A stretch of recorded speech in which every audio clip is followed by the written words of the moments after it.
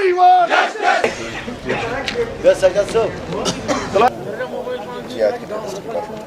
जैसा कि आप देख रहे हैं हम Kashmir PHE chief engineers office के सामने हड़ताल पे बैठे हुए और आज पे आज तालाबंद हड़ताल चल रही है और हमने Kashmir PHE joint employees association के बैनर तले 2 दिन की तालाबंद हड़ताल दी है और कल तमाम वादी के अतराफ अगनाफ के पीएचई के छोटे बड़े दफातर में तालाबंद हड़ताल रहेगी। ये हड़ताल किसी और चीज़ के लिए नहीं है, ना हमें कोई शौक है हड़ताल करने का, लेकिन ना हम कायल है हड़ताल और एहतजाजी धरना देने की, लेकिन इस चीज़ के लिए इस सब के लिए हमें यहाँ की गवर्नर इंतजामिया मजबूर कर रही है।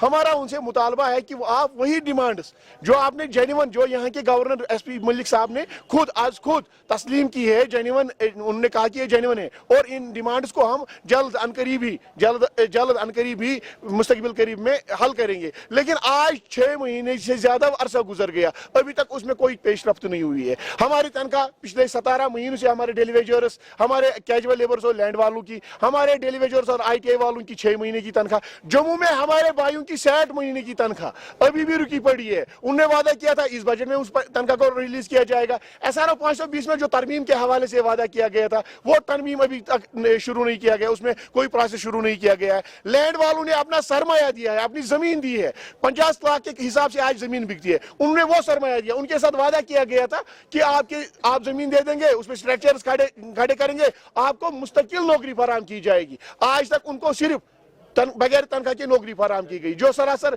मजाक है उनके साथ। और जो हमारे साथ कल तक भाई हमारे साथ काम कर रहे थे वो ड्यूरिंग सर्विस डेथ हो गए, डिपार्टमेंट को खदमत करते करते उनकी इंतकाल हो गया, शहीद हो गए।